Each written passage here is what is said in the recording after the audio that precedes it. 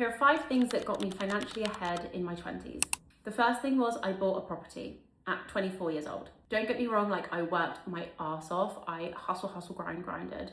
And I had like 4 different jobs. I worked all throughout uni. I was also living at home with my parents, which I know can be a challenging thing for a lot of people, but I just made sure that I got onto the property ladder as young as I could, as quickly as I could, so that it meant I always had a place to put my head down and I could just continue to build from then on out.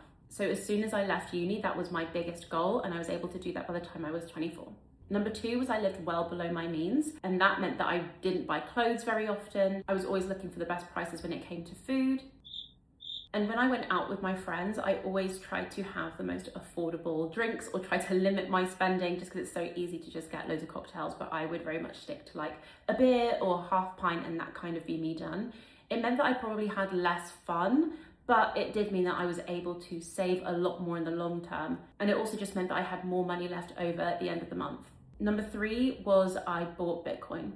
Now, I know this might be contentious for a lot of people, but I chose to invest in Bitcoin pretty early on. Even though cryptocurrency is, yes, a big risk, it was one that I was willing to take. And luckily for me, it has paid off in the long run. And not only do I have that kind of lump investment, I also have ongoing investments that you can also get with staking and other incentives for holding your Bitcoin. So my biggest advice is, if you don't have Bitcoin, you can absolutely start dollar cost averaging, which means just buying a small amount every single day or week or month, which means that you are at least in the game.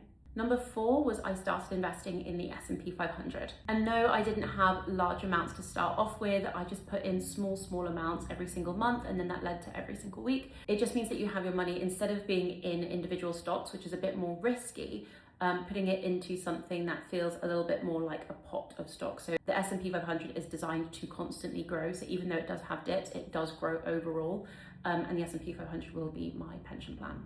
And then number 5 was I reinvested into physical assets. And by physical assets, I mean other businesses. So that meant that I was able to take my investments into something that maybe felt not as tangible, because it was all kind of done digitally. When my money hit a certain level, I was able to take money out and invest into other businesses, which then meant that we have more streams of income coming into your kind of cash flow.